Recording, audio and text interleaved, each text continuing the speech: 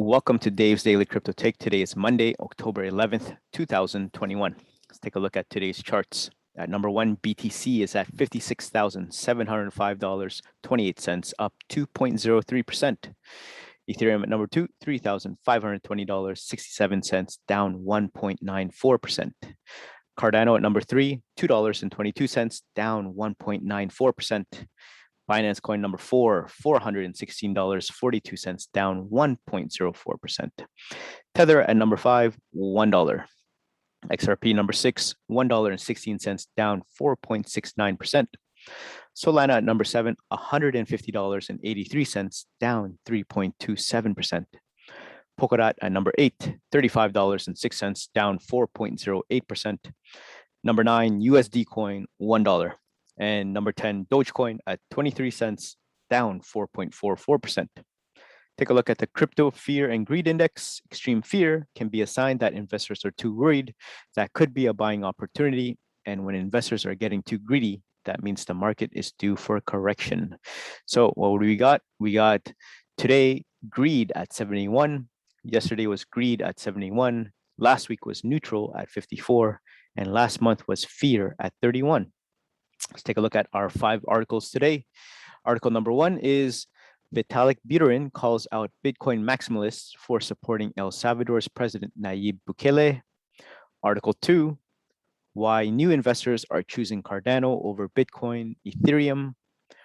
Article number 3, executive order bombshell, Bitcoin, Ethereum, Cardano, BNB, XRP, Solana, and Dogecoin are braced for a massive earthquake amid huge price pump. Article 4, why Bitcoin investors need to restrain their bullishness for now. And last but not least, our main topic today is the US dollar going digital? So before we get into the articles, I just want to say thank you so much to all my supporters from the Dave's Daily Crypto Take. If you're following me on the podcast, I'm on 3 places, Apple, Spotify, and Google Podcasts. Please leave a rating and a review. It does help me out. And if you're in the YouTube space, watching the YouTube videos, check me out on Dave's Daily Crypto Take and leave a like, share, and subscribe. It does help me out greatly. So let's get into it. Article number 1 is Vitalik Buterin calls out Bitcoin maximalists for supporting El Salvador's President Nayib Bukele. So 2 things in this article. Number 1, Ethereum creator Vitalik Buterin has criticized El Salvador President Nayib Bukele for forcing businesses in the country to adopt Bitcoin. And number 2, Buterin has also called out the Bitcoin maximalists for supporting Bukele. Ethereum creator Vitalik Buterin criticized El Salvador's President Nayib Bukele on Friday for forcing businesses in the country to adopt Bitcoin. Buterin also called out Bitcoin maximalists for supporting Bukele. Making it mandatory for businesses to accept a specific cryptocurrency is contrary to the ideals of freedom that are supposed to be so important to the crypto space, Buterin wrote in a Reddit post. Last month, Bitcoin became legal tender in El Salvador. It is optional for the country's individuals to use the cryptocurrency, but all companies must accept Bitcoin as long as they have the technology to do so.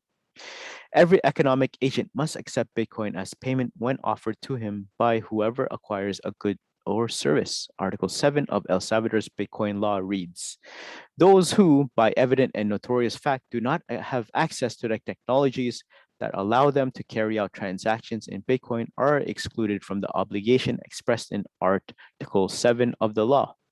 The state will promote the necessary training and mechanisms so that the population can access Bitcoin transactions. This strategy of pushing Bitcoin to people with almost no prior attempt to educate them is reckless and risks a large number of innocent people getting hacked or scammed, according to Buterin. Shame on everyone.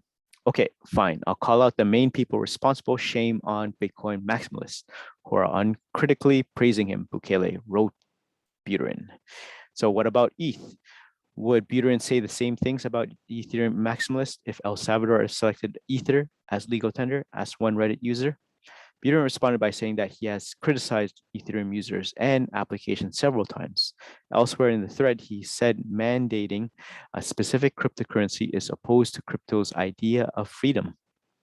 Another Reddit user wondered if Bukele bought Bitcoin at a low price and he wanted it to go up, so he brought the Bitcoin law into the country. That is a simpler and dumber hypothesis, according to Buterin, both for political reasons and because he's a human being like the rest of us. He just loves being praised by people he considers powerful, example, Americans. Bitcoin maximalists are a very easy community to get to praise you. You just have to be in a position of power and do or say nice things about them and their coin, said Buterin. So what do you guys think about this? Vitalik Buterin calls out Bitcoin maximalists for supporting El Salvador's president, Nayib Bukele. Comment down below and let me know if you agree with Vitalik Buterin or if you think he is just a little bit jealous that Nayib Bukele chose Bitcoin over Ethereum. All right, let's take a look at Article 2. Why new investors are choosing Cardano over Bitcoin and Ethereum. So, crypto trader and analyst Alex Kruger recently commented on why Cardano might be the most sought after crypto among new investors. He attributed the popularity of ADA to a podcast.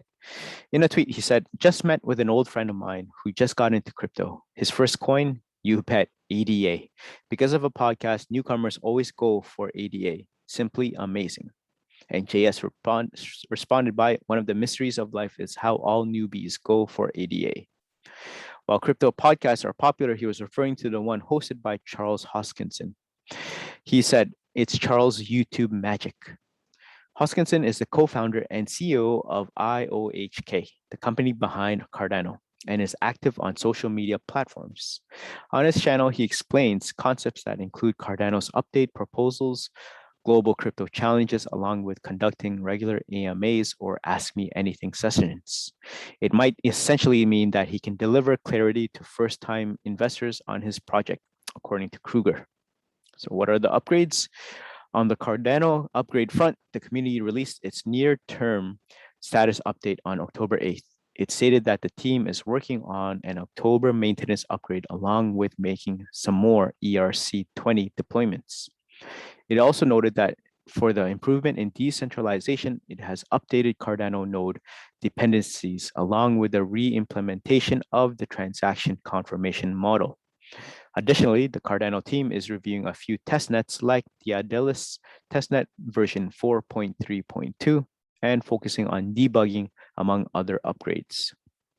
Despite development momentum, the end of the last month wasn't a great time for Cardano, since the average number of large transactions on-chain had shown a steep drop. CoinShares weekly fund flows report for a period until 1st of October showed that Cardano received only $1.1 million in capital inflows. So what's the outlook? But it doesn't necessarily warrant a negative outlook. Grayscale Investments' latest report estimated that the network demonstrated positive fundamental trends.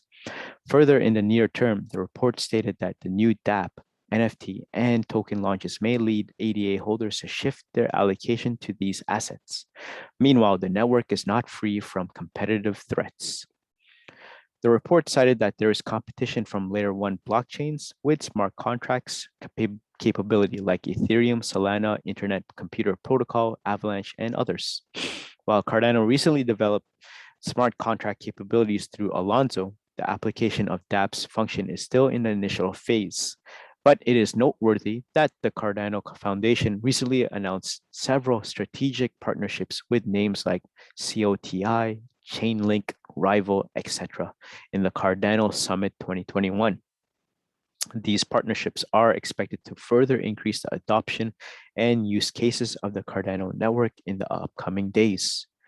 Frederick Grigard, CEO of the Cardano Foundation, had said, quote, our new ecosystem partners cover a range of challenges and opportunities at the forefront of global society today, including climate change, NFTs, decentralized finance, and digital identity, and they will play a pivotal role in helping us realize our vision. So there you guys have it. What do you guys think about why new investors are choosing Cardano over Bitcoin and Ethereum? Comment down below and let me know what you think about Cardano, if you hold it, or if you plan on buying it, or if you're thinking of staying away from it. Let me know what you guys think. All right, article number 3. Executive Order Bombshell. Bitcoin, Ethereum, Cardano, BNB, XRP, Solana, and Dogecoin are braced for a massive earthquake amid huge price pump. As Bitcoin and cryptocurrency prices are surging across the board, the US government is weighing a regulatory crypto crackdown, according to reports. The Bitcoin price has rocketed 20% over the last month, adding over $10,000 per Bitcoin. The price of Ethereum, Cardano, Binance BNB, Ripple's XRP, Solana, and Dogecoin have followed Bitcoin higher, helping the combined cryptocurrency market soar to over $2.3 trillion. Amid the huge crypto price pump, the Biden administration is weighing an executive order that would see a raft of new rules related to Bitcoin and cryptocurrencies. It was reported by Bloomberg, citing anonymous sources familiar with the matter. So, the executive order, which is still under consideration, would see federal agencies charged with making recommendations on Bitcoin and crypto and would touch on financial regulation, economic innovation, and national security. Bloomberg was told by the White House insiders who added a crypto Caesar could be appointed to coordinate agencies' work on digital currencies. A Biden administration official told the Newswire that even if the executive order is not released, the overall US strategy for cryptocurrencies will still be made public. In recent months, pressure has mounted on regulators in the US and around the world to rein in the white-hot Bitcoin and crypto market that's grown by almost $2 trillion this year alone and been thrust into the national spotlight for its use in May's Colonial Pipeline ransom attack. Over the summer, the crypto community revolted against the Treasury's push for new tax reporting requirements on cryptocurrencies as part of President Joe Biden's multi-trillion-dollar infrastructure package. Treasury Secretary Janet Yellen has said that the government should create a regulatory framework for stablecoins, cryptocurrencies pegged to traditional currencies, or real-world assets that act as a major on-ramp for crypto investors. While influential US Senator Elizabeth Warren has called on regulators to accelerate a review of the impact of cryptocurrencies on the stability of the financial system. However, the chairs of both the Federal Reserve, Jerome Powell, and the Securities and Exchange Commission, Gary Gensler, have recently said that the US won't follow in China's footsteps in trying to outlaw Bitcoin and cryptocurrencies. In September, China expanded an earlier ban on Bitcoin and crypto mining, cracking down on all the crypto trading activity. The move sent the Bitcoin price sharply lower than it has since bounced back, along with the price of smaller coins Ethereum, Cardano, Binance BNB, Ripple's XRP, Solana, and Dogecoin. Elsewhere, the Bank of England this week said increased Bitcoin and crypto regulation is needed as cryptocurrencies are becoming more integrated into the UK's financial system. And the Bank for International Settlements, the organization that represents most of the world's central banks, published preliminary guidance on how regulators can oversee Bitcoin and cryptocurrencies. So what do you guys think about this executive order bombshell? Bitcoin, Ethereum, Cardano, BNB, XRP, Solana, and Dogecoin are braced for a massive earthquake amid huge price pump. Comment down below and let me know if you think this massive earthquake is going to come in the next month or so, or do you think it's going to be postponed until later? All right. Before we get into the next few articles, I just want to take the break and say thank you so much to everyone that's been supporting me. I've been looking at the analytics over the past weekend, and I've seen some support over in America and in South America, as well as in European countries. Thank you so much for listening in on the Apple podcast. Again, remember, if you're listening in with an Android device, you can catch me on Spotify or Google Podcasts, as well as if you want to check out the videos, YouTube space, Dave's Daily Crypto Take. Again, please like, share, and subscribe. It does help me out greatly. All right, let's keep on going to the round two. Article number 4, why Bitcoin investors need to restrain their bullishness for now. So Bitcoin has been the best performing asset out of all the top 10 coins in the market this week.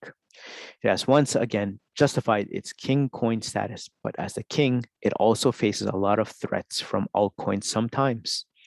However, in this particular instance, The threat comes from its very own investors, and that too not in the form of selling, but actually buying. Bitcoin on a roll. Bitcoin has been flying high for more than 10 days now, from falling to 42K at the end of September to rising back up to 55K. The recovery has been quick and strong. However, it is important for investors to be cautious during such a quickly rising market. In such a case, usually the chances of trend reversal rise as quickly as the asset does. At the moment, the total supply in profit is at 92.92%, only 2% away from creating a market top. In just 12 days, about 16% of the coins that were losses during September have returned to profit already. So what's the harm? On the basis of a technicality, a market top is followed by a price fall.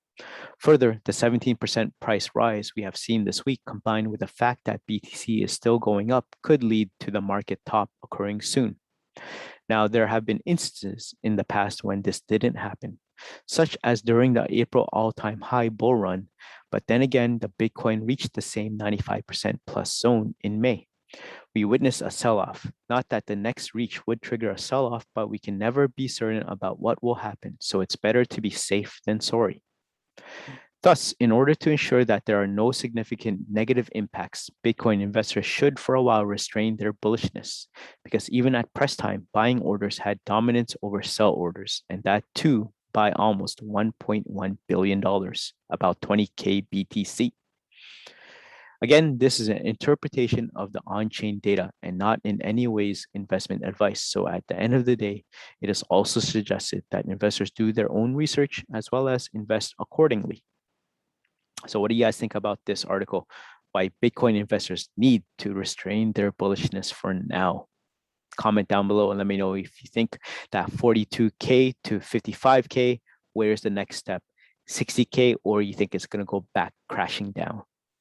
All right, let's take a look at our last article for today. It's a main topic. It is called, Is the US Dollar Going Digital? So as the US dollar is entering the crypto age, the US government is considering the tremendous change the digital dollar would bring.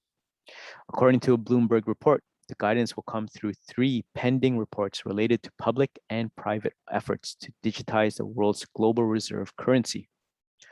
First, the Federal Reserve Board will release a paper on the US payment system that is expected to provide direction on whether the country should issue a so-called central bank digital currency. Soon after, the Fed Bank of Boston will publish research and open source computer code on technology that could underpin a digital dollar. Then, the President's Working Group on Financial Markets is set to issue policy recommendations on how to regulate stablecoins, which are actually digital dollars created by private companies. Put together, the 3 reports will provide guidance map for the broader financial community on how the Fed and Biden administration see the dollar's crypto future playing out, the extent to which they embrace adoption of a digital currency, and the guardrails that they may see as necessary to protect individuals and investors in a largely unregulated corner of the market. Digital assets have exploded to $2 trillion US. According to the Bloomberg report, the US government has to move swiftly as the value of digital assets has exploded to about $2 trillion. And China and the other countries as well move rapidly with plans for their own sovereign digital currencies. This has gone from it's an interesting idea a few years ago to we need to have a pilot project, said John Lipsky, director of the Atlantic Council's Geoeconomics Center, as a Fed-issued digital dollar. The Fed Board's paper is expected to focus on the US payment system as well as the potential prospects of a Fed-issued digital dollar. However, US central bankers have been divided over whether creating a digital dollar is wise, with Fed Vice Chair for Supervision Randall Queries describing its benefits as unclear and its risks significant and concrete. On the other side, proponents of creating central bank digital currencies, or CBDCs, say they can speed up payments, reduce their cost, and increase access to the financial system for the underbanked. However, there are risks. A group of world central banks, including the Fed, the Bank of England, and the European Central Bank, last week issued a report warning that CBDCs could exacerbate bank runs by making it easier for depositors to clear out their cash during a crisis. The ultimate issuance of a CBDC would take years, and the Fed would prefer Congress to pass legislation authorizing the issue of the digital dollar, Fed Chair Jerome Powell has said. So the technological standards of the digital US dollars, well, the second paper from the Boston Fed could begin to set technological standards that would be important not just for the rollout of a digital dollar, but for others already being developed around the world, said the Atlantic Council's Lipsky.